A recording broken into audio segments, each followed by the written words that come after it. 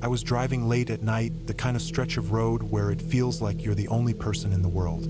The headlights cut through the dark, throwing pale beams across the faded yellow lines and the trees that crowded close to the highway. My car was small, just a compact sedan that had served me well for years, but it was never built for power or for safety against something bigger. I knew that in the back of my mind. At night, on those empty roads, it's easy to let your imagination start pulling at your nerves, and every shadow looks alive. The road was quiet, smooth at first, but broken up by occasional bumps that made the steering wheel twitch in my hands. I had the windows rolled up, no music playing, just the hum of the tires and the faint vibration of the engine. The stillness outside made me uneasy. It wasn't just the dark, though that was heavy and thick. It was the way the air felt, like everything around me was holding its breath. I remembered something I had once heard about driving in rural areas, that if something large came onto the road, like a deer or worse, a moose, your car wasn't going to win. It wasn't about how careful you were. It was about physics. Unless you were driving something massive like a truck or an SUV, your car would lose. And my car, my little four-door, felt smaller than ever in that moment. I didn't think much of it at first. The road stretched out ahead of me, a ribbon of gray in the darkness, and I let myself settle into the rhythm of driving. But then I saw something far ahead. At first, it was just a shape, a blur in the headlights. My stomach dropped before I even made sense of it. As the car rolled closer, the figure grew larger and sharper. It was an animal, right in the middle of the road, just standing there. At first, my brain told me deer, because that's the usual. But this wasn't a deer. The closer I got, the more it towered above the hood of my car. Its legs were long, impossibly long, and its body was huge, bulky in a way that didn't make sense in the narrow space of asphalt I was heading toward. By the time my headlights fully caught it, I realized what it was. A moose. I had never seen one up close, not like that. The sheer size of it made my chest tighten. It looked taller than my car, its back almost level with the roof, and those antlers reached up into the night like twisted branches. It wasn't moving. It wasn't startled. It just stood there, staring ahead like the road belonged to it. I froze. My hands gripped the wheel so hard my knuckles hurt. My instincts screamed at me to slam the brakes, but I knew hitting the brakes too hard at that speed could make things worse. I'd heard enough stories of people swerving, losing control, and crashing into the trees. And hitting the moose itself? That thought made my blood run cold. I could see the way its body mass towered over the hood. If I hit it, the legs would buckle, and the whole weight of it would crash straight through the windshield. I wouldn't stand a chance. The only option was the breakdown lane. I jerked the wheel just enough to veer right, the tires shuddering as they hit the rough shoulder. My heart slammed in my chest as the car bumped along the uneven gravel, the steering wheel fighting me with every rock and rut. For a split second, I thought the car would spin out, that I'd lose control completely. But it held. The moose didn't move, not even when I passed it. I remember screaming, a raw, involuntary sound that tore out of me. Not words at first, just pure fear. Then, as I sped past, I found myself yelling anyway, as if it could hear me, as if it made sense. A kind of panicked, helpless outburst that matched the pounding in my chest. It felt like the only release I had in that second. I pulled back onto the road once I was clear of it, my hands trembling, my body buzzing with adrenaline. In the rearview mirror, the shape of the moose was still there, just standing calmly in the middle of the road like it hadn't noticed me at all. The sight made my skin crawl. It wasn't like deer, who dart and panic, blind with fear. This thing was stubborn, solid, unmoving, as if nothing around it mattered. As I drove on, my body stayed tense. My chest hurt from how hard I was breathing. Every shadow in the trees looked like it could move. Every flicker of the headlights across the asphalt made me think another shape would appear. The memory of the moose, of how close I'd come to hitting it, replayed again and again. My little car felt more fragile than ever, just a shell of metal and glass that could have been destroyed in a heartbeat. The thought that unsettled me most was how calm the moose had been. It hadn't been startled, hadn't cared about me or the car. It just stood there, like it owned the road. And in a way, it did. Out there, In the dark, with nothing but trees and silence around us, I realized how small I was compared to something like that, how little control I really had. The rest of the drive felt endless. Every mile dragged on as I kept my eyes glued to the road, scanning for movement, half expecting another giant shadow to step into my headlights. By the time I made it home, I was shaking. My hands were stiff from gripping the wheel too hard, my shoulders sore from holding every muscle tight. When I finally parked and turned off the engine, the silence was deafening. I sat there for a long time, the image of that moose burned into my mind. The towering shape, the way it didn't move, the knowledge that if I had been even a little less alert, if I had swerved wrong or braked too late, I might not have made it back at all. That night made me realize something I hadn't really thought about before. Driving at night in places like that isn't just about staying awake or watching the road. It's about understanding how fragile you really are, how quickly something bigger than you can take control. And unless you're in a vehicle built to withstand it, your car will lose. No hesitation, no second chances. You lose.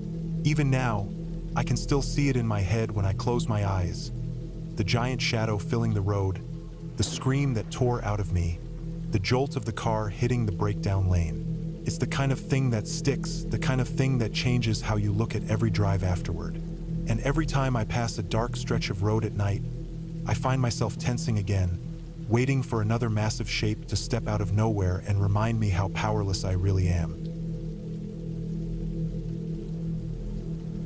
It was one of those nights where the road feels endless. I had been driving for hours, my headlights stretching out into the dark, carving a narrow cone of light down the two-lane road. The clock on the dash said a little past 11 p.m., and I was still at least an hour from home. The radio was low, more background noise than anything else, and the hum of the tires against the asphalt was steady, almost hypnotic. The road was empty, no taillights ahead, no headlights behind. Just black trees lining both sides and the occasional mailbox flashing by when the light caught it. My focus kept slipping, my eyelids feeling heavy, until I jolt myself awake again and gripped the wheel tighter. That stretch of road always felt longer at night. And then I saw something up ahead. It started as a shape, almost blending into the dark, barely outlined by the glow of the high beams. At first, I thought it might have been a sign or maybe some big piece of debris in the road. But as I got closer, the outline became clearer, an animal, a cow. It was just standing there, dead center in the lane, its big blocky body planted on the asphalt like it owned the road. My stomach dropped, and I slammed the brakes, the car jerking forward as everything in the back seat slid. My seatbelt cut into my shoulder as I skidded, tires screeching, the smell of burnt rubber filling the air for a split second. I screamed out of pure shock, gripping the wheel, my headlights now lighting the entire animal. It didn't move. It just stood there, big and dumb, staring straight ahead like it had no idea or no care that I had almost wrecked trying not to plow into it. Its body cast a huge shadow behind it, and I could see the steam rising off its nose in the cool air.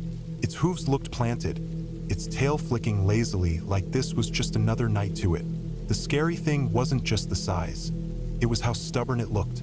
Deer, as stupid as they can be, at least run. They dart, they freeze, they bolt in panic. But this cow, it acted like it had every right to be there. Like it had decided that the middle of a highway was a fine place to stand and think about nothing. I couldn't believe how calm it was. Here I was, heart racing, hands shaking, adrenaline still running through me, and this animal didn't flinch. Not when my brakes screamed, not when my tires burned, not even when the full glare of my headlights lit it up. It just stood there. The road was narrow with ditches on either side. Trying to squeeze around it felt risky. I kept picturing the car slipping off the shoulder and into the ditch, or worse, clipping the animal and having it roll onto the hood, crushing the windshield. Cows aren't light. Hitting one at any speed could be fatal, and it didn't look like it had any plans of moving. I tapped the horn lightly, my hand shaking, and the sound echoed off the trees. Nothing, not even a shuffle. Its ears twitched, maybe, but it didn't take a single step. That's when the reality hit me.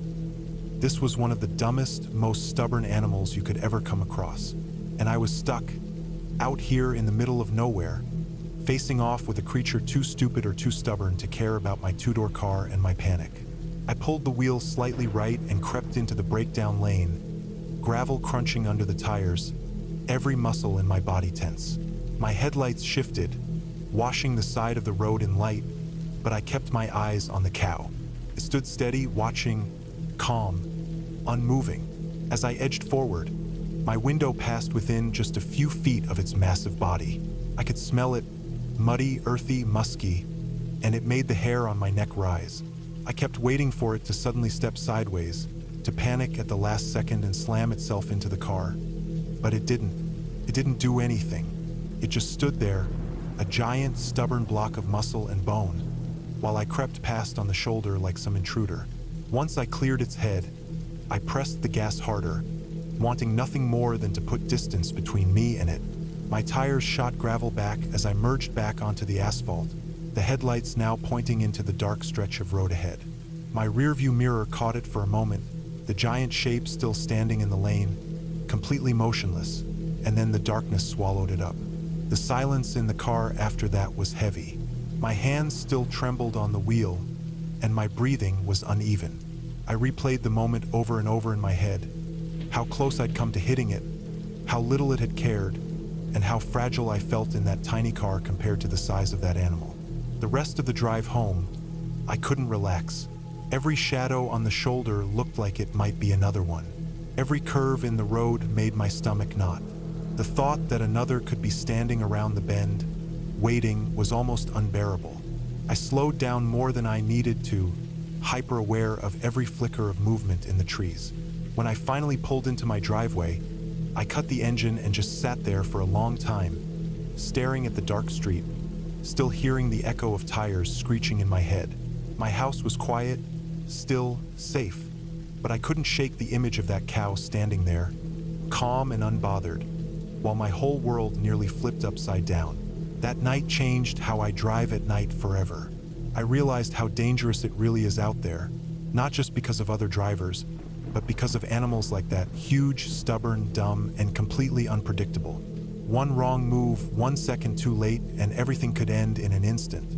I'll never forget that feeling, the shock, the scream, the way my chest locked up as I swerved, and the look of that cow standing there, owning the road like it didn't matter who else came through.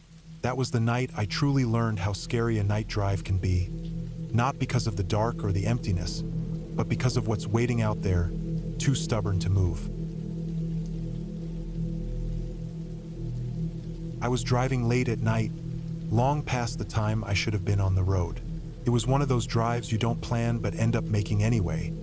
A mix of exhaustion and stubbornness pushing you to keep going when you know you'd be better off stopping. The road stretched ahead like a black ribbon, unbroken except for the white dashes of paint that flashed in and out of the headlights. The sky above was starless, thick with low clouds, and the darkness pressed in hard against the narrow cone of light my car cut through. The farther I got, the emptier the world seemed. Town lights had dropped away miles back, and now it was just me, the hum of the tires, and the steady vibration of the engine. Even the radio had given up. Static had drowned out every station until I turned it off completely. It felt like I was moving deeper and deeper into nothing, the kind of place where no one would find you if something went wrong. I tried to stay calm, but the silence made it hard. I kept glancing into the mirrors, half expecting to see headlights behind me, but the road stayed black. Every time I looked, the emptiness felt heavier, like the world was folding in tighter around me. The trees along the highway leaned close, their shapes just barely visible, twisting shadows pressed against each other. Then I saw something ahead. At first, it was just a faint glow, a weak light flickering low near the shoulder. My chest tightened immediately. Out here, there shouldn't have been anything. I slowed down as the glow grew stronger, headlights bouncing off a stalled car on the side of the road. Its hazard lights blinked a dull orange, weak and irregular, like the battery was nearly dead. I drifted into the left lane as I passed, my eyes flicking to the side. There was no one inside. The driver's seat was empty, the windows fogged just slightly from the cool night air. Something about that hit me harder than if I had seen someone sitting there. An empty car, stranded in the middle of nowhere, with its lights still flashing. It felt wrong, like a story that hadn't finished yet. I kept driving, but I couldn't shake it. My mind started running circles, imagining reasons. A breakdown, someone walking to find help, maybe even an accident in the woods nearby. Each thought made my skin crawl a little more. Not 10 minutes later, I saw another set of lights. This time it was farther off the road, deep in the trees. A faint white beam like a flashlight cutting between trunks. I slowed again without meaning to, my heart pounding. It wasn't normal to see a light out there. It wasn't like camping season, and it wasn't close to a trailhead. It was just thick woods, the kind people didn't wander into casually. As I crept forward, my headlights caught something else. The outline of a figure standing at the edge of the trees. My hands tightened on the wheel. The person wasn't moving, just standing there, half turned toward the road, half toward the woods. I couldn't make out details, only the solid shape frozen in place. I didn't stop. I didn't even let myself slow too much. I pressed the accelerator and forced myself to keep going. Eyes locked ahead, pretending I hadn't seen anything. But my mind wouldn't let it go. That stranded car, the lights in the woods, the person standing there. It all tied together in my head in ways I didn't want to think about. My stomach churned. I kept glancing at the mirrors, expecting to see headlights behind me again. But there was still nothing. Just the black road and the beam of my own car stretching forward. The next half hour was a blur of fear and focus. Every mile dragged on forever, my eyes straining at the dark edges of the road, waiting for something else to appear. When I finally saw the faint glow of a gas station sign in the distance, I almost cried with relief. I pulled in fast, my tires crunching over the gravel lot. The station was mostly empty, just one truck idling near the far pump. The driver inside with the seat leaned back. I shut off my engine and sat there for a long time, my whole body still buzzing with adrenaline. The thing that stuck with me wasn't just the car, or the lights in the woods, or the figure by the tree line. It was how calm they had all seemed. None of it had moved, none of it had felt like an accident. It was all just still, like I had driven through the middle of something I wasn't supposed to see, and the only reason I made it out was because I didn't stop. Even now, when I think about it, I realize how close I might have been to something I don't want to understand. That car on the shoulder, empty with its hazards dying out, was more than just a breakdown. The lights in the woods weren't campers, and that figure at the edge of the trees wasn't just watching the forest. I don't know what was happening out there, but I know one thing for sure. If I had pulled over, if I had slowed down more than I did, if I had let myself care just a little too much, I don't think I'd have made it to that gas station. I think the road would have stayed empty behind me, and my car would have been the one sitting there with its lights blinking into the dark. That drive changed the way I see night roads. I don't stop anymore when I see stranded cars in the middle of nowhere. I don't look too long into the trees when I see a light. I just keep driving, because sometimes the scariest thing you can do is give your curiosity even a second of control. And the part that keeps me awake sometimes isn't what I saw. It's what I didn't see. The story that was unfolding in those woods as I passed. The one I only caught the edges of. Whatever it was enough to remind me that out there, at night, far from anyone else, you never really know how close you are to danger until it's too late. It was late, close to 10 p.m., when I was driving through Maine. The road was mostly empty, just long stretches of highway cutting through dark forest. My headlights carved out a narrow tunnel in front of me, the beams bouncing off the reflective lines painted on the asphalt. Everything outside that beam of light was black. The trees stood like walls on either side, and every so often I'd catch the faint glint of water when the road curved past a bog or pond. I was in a small two-door Saab, low to the ground, the kind of car that feels quick and comfortable but not exactly built for rural night drives. I wasn't thinking about wildlife or danger. I was just zoning out, tired, watching the lines roll under my headlights, waiting to get home. The hum of the tires was steady, and the occasional road sign flashed by, but otherwise it was silence. And then, out of nowhere, my headlights landed on something massive. At first, my brain couldn't even process it. My instinct was that a truck had stopped in the middle of the road. A huge, looming figure was just standing there, dark brown, almost blending into the night. I slammed on my brakes so hard my seatbelt locked across my chest, and I let out a scream I didn't even realize was coming. It wasn't a truck. It was a moose. The thing towered over the road, standing half in the left lane and half in mine, its body calm and steady like it had all the time in the world. My headlights lit up its legs, long and spindly, like tree trunks that suddenly sprouted movement. Its chest was enormous, thick with muscle and dark fur, and above that, its head loomed so high I had to tilt my neck up to see it through the windshield. I'd seen deer before, plenty of them, sometimes darting across the road so fast you only saw a flash of their tail. But this was nothing like a deer. This was a wall of an animal, calm and unmoving, looking down at me like I didn't even matter. My heart was pounding so hard it felt like the car was vibrating with me. The scream that ripped out of me wasn't planned. It was pure shock, the kind that makes your whole body seize up. I yanked the wheel to the right, pulling into the breakdown lane, gravel kicking under my tires as I tried not to clip the thing. My headlights shifted, painting the shoulder and part of the guardrail in light, but even from the corner of my vision, I could see the moose still standing there, like a statue carved out of muscle and bone. I couldn't get over its size. From the driver's seat of that little Saab, I felt like an ant compared to it.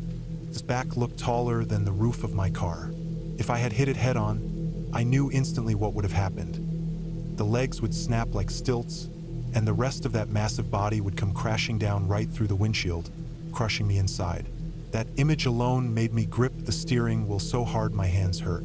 The weirdest part was how calm it looked. Deer freeze. They bolt. They panic and dart into your car like they can't think at all. But this moose was different. It wasn't startled. It wasn't running. It was just there, standing half in the lane like it owned the pavement, like my headlights and my screaming meant nothing to it. Its head turned slightly, and for a second, the light caught its eyes, big, dark, and glassy. It felt like staring at something ancient, something that didn't need to move for anyone. I hugged the breakdown lane as tightly as I could, crawling past it, my whole body tense, waiting for it to suddenly lunge or step sideways into my car. But it didn't. It didn't flinch. It didn't shuffle. It didn't lower its head. It just stood there watching, calm as a rock. When I finally passed it, my chest was still tight, and I couldn't stop looking in the rearview mirror. The glow of my taillights lit it faintly for a second, and then the massive shape disappeared into the black. I kept driving, but the silence in the car felt heavier. My body still buzzed with adrenaline, my arms shaking slightly on the wheel.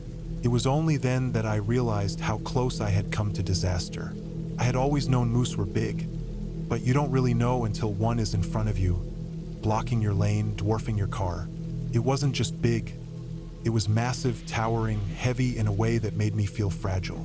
The thought of hitting it, of that body crashing down onto the hood, onto me, made my stomach twist.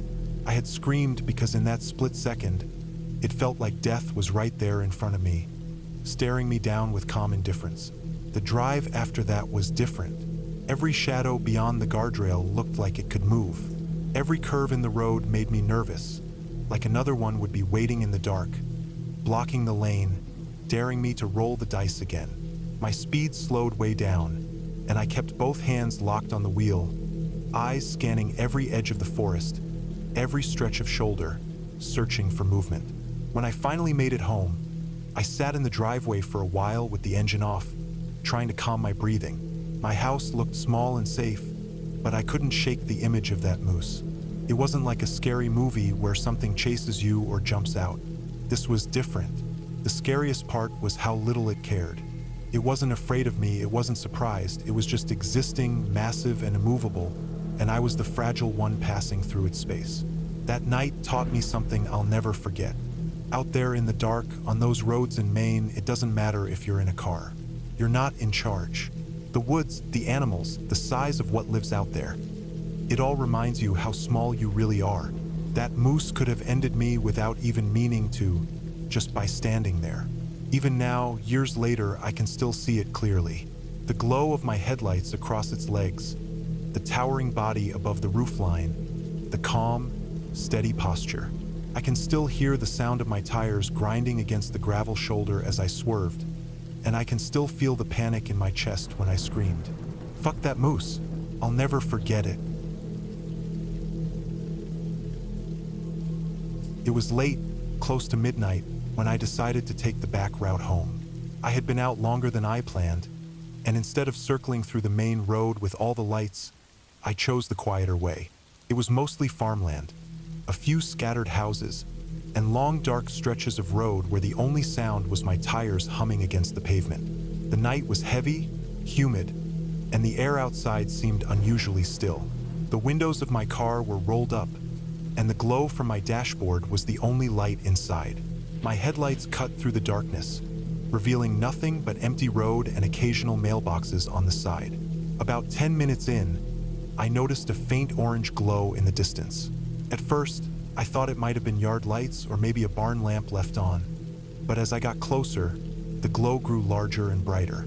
The sky itself looked tainted, the dark horizon flickering faintly with orange and red. I slowed my car down without even realizing I was doing it. My chest felt tight as I turned a curve in the road, and that's when I saw it. A house, maybe 200 feet off the road, was on fire. Not just a small fire either. It was roaring, flames climbing up the siding, chewing through the roof. Thick smoke poured out, lit from underneath by the flames, twisting up into the night sky. I'll never forget the way it looked. The heat shimmered in the air even from where I was, and the flames popped and cracked, snapping wood apart as parts of the structure gave in. The windows glowed like orange eyes, glass breaking and spitting out sparks. The whole front porch looked like it was seconds away from collapsing. In the yard, just at the edge of the gravel driveway, I saw the family. There were at least 4 of them, maybe more.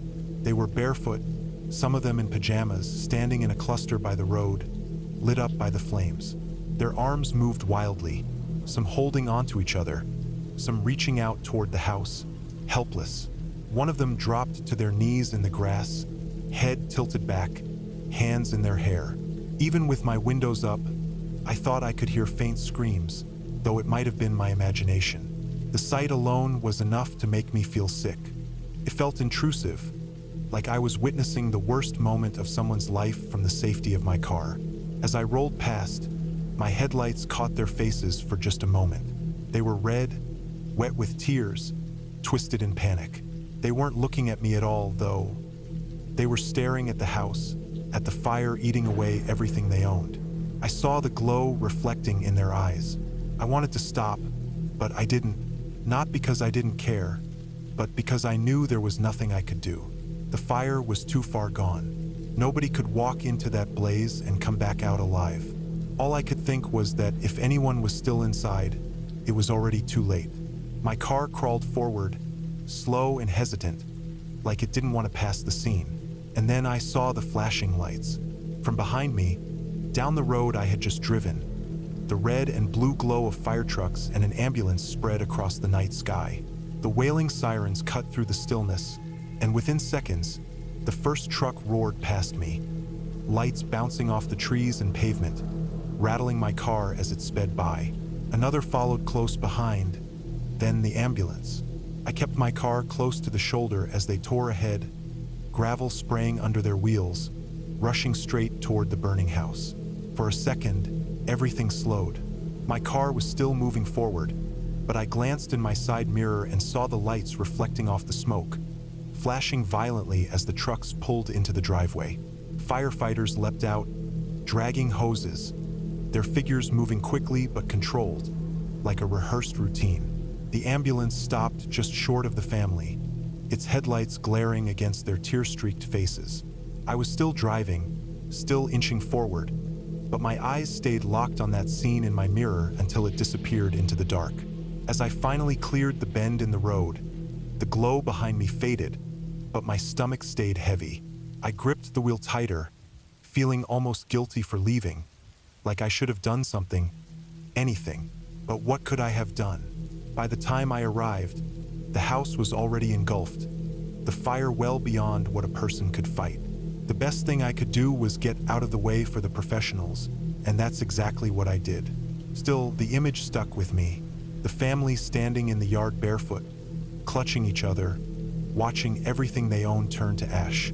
The way the flames lit their faces, not just with light, but with the sheer horror of helplessness. The sound of sirens rushing past me was a relief, but it also carved the scene deeper into my head. I drove the rest of the way home in silence, the hum of my engine barely noticeable. Every house I passed after that looked different to me, fragile.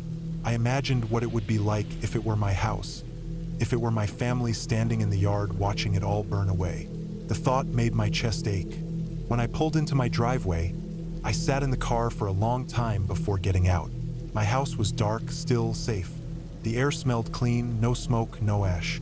But my mind kept replaying that fire, the twisting flames, the cries of people who had just lost everything in a single night. I never told anyone about it, not in detail. It didn't feel like my story to tell. I was just a passerby, a stranger who happened to drive down the wrong road at the wrong time. But the memory stayed with me. It taught me how fragile normal life is. One moment you're in your house, maybe already asleep, maybe watching TV, and the next, everything you know is gone in a cloud of smoke. Seeing that firsthand made me look at my own life differently. Every time I hear a fire truck siren now, even from miles away, I think of that night. I think of the family standing in the yard, lit by the fire, and I remember how helpless they looked as the fire trucks finally arrived. And I remember how I drove past, headlights briefly shining on faces I'll never see again, carrying with me the weight of their worst night. That image has never left me, and I don't think it ever will. I had been driving late that night, and it was already past 1 a.m. The stretch of road I was on wasn't even paved anymore. It started as asphalt when I left the small highway, but after about 10 minutes, it turned into a dirt road that cut through empty farmland and patches of woods. I wasn't supposed to be out that late, but I had been visiting someone earlier in the evening, and instead of taking the long way back through town, I decided to shave off a good chunk of time by cutting through the back roads. I didn't think much of it. I'd done it before during the day, and it was quiet, empty, and faster. At night, though, it felt completely different. The headlights were the only source of light around me. Every time I glanced into my rearview mirror, all I saw was black. No streetlights, no other cars, nothing. Just the narrow beam of my lights cutting through dust and the occasional low-hanging branch. The dirt road was bumpy and uneven. My tires crackled over rocks, and clouds of dust rose up behind me. I remember rolling my window down a bit because the glass was fogging up, and the night air felt cool. It carried that damp, earthy smell you only notice when you're surrounded by nothing but fields and trees. The sound of crickets was faint, but I could still hear them over the low hum of the engine. I had been driving for about 15 minutes when I noticed something ahead in the distance. At first, I thought it was just a tree branch fallen into the road or maybe some animal moving along the edge. The light bounced strangely, like it was catching pale skin. I squinted, leaning forward slightly in the seat as I slowed down just a little. That's when I realized it was a person. There was a man walking on the dirt road, right in the lane I was driving on. At first, I thought he might be wearing light-colored clothes, but as I got closer, my stomach tightened. He wasn't wearing anything at all, completely naked, except for a pair of dark shoes. The sight of him made my chest feel heavy. It was such a strange, wrong thing to see out there. He was thin, almost bony, his shoulders slightly hunched forward. His arms hung loosely at his sides as he walked slowly, as if he had been walking forever and didn't care where he was going. My headlights lit up every detail of his pale skin, the dirt streaks across his legs, the strange stiffness in his movement. I slowed the car down more, my hands gripping the wheel. My instinct told me to stop, maybe roll down the window and ask if he was all right. But there was something about the whole scene that froze me. He wasn't staggering like he was drunk, and he didn't look like he was running from anything. He was just walking, straight down the middle of a dirt road, naked except for those shoes, like it was completely normal. My tires crunched loudly over the gravel as I kept creeping forward, and I realized he hadn't even turned his head toward me. No sign of acknowledgement, no sign that he even noticed a car was behind him. Just that steady, slow walk, When I was close enough to really make out his back, I noticed dark patches on his skin. At first, I thought they were tattoos or bruises, but the light made it clear. He had scratches, long shallow cuts across his shoulders and down his arms. They weren't bleeding anymore, but they looked raw. My heart started beating faster. I didn't want to stop anymore. Everything in me screamed to keep moving, to get around him and keep going. But the road was narrow, and passing him meant I would have to inch by at barely more than a crawl, my window just a couple of feet from him. The thought of being that close to this man in the middle of nowhere made my throat dry. I eased my foot down and rolled slowly toward him. The crunch of my tires grew louder in my ears. Finally, maybe 20 feet behind him, he stopped. Just stopped walking, dead still in the middle of the dirt road. My headlights poured over his back, lighting him up like a figure on a stage. I felt trapped inside the car, the engine rumbling beneath me, waiting for him to do something. For a long second, he didn't move at all. Then, slowly, he turned his head just enough that I could see the profile of his face. His eyes caught the light, and I could see how wide they were, reflecting the beams. His mouth was slightly open, and I saw his jaw twitch. I didn't wait any longer. I swerved slightly to the right where there was just enough room between the ditch and him, and I pressed the gas. The car lurched forward, and as I passed him, I couldn't stop myself from glancing. His body turned toward my car in a stiff, unnatural motion, his arms still dangling at his sides, his head following as I drove past. The second I cleared him, my pulse spiked, and I pressed harder on the gas. Dust shot up behind me, and the headlights bounced wildly over the road. My hands were slick on the steering wheel. Every instinct screamed at me not to look in the rearview mirror, but I did. For just a moment, I looked back. He was standing in the middle of the road, perfectly still, facing my car as it sped away. The dust cloud swallowed him up a second later, and I couldn't see him anymore. I drove faster than I should have down that road, every bump and dip jerking the car, but I didn't care.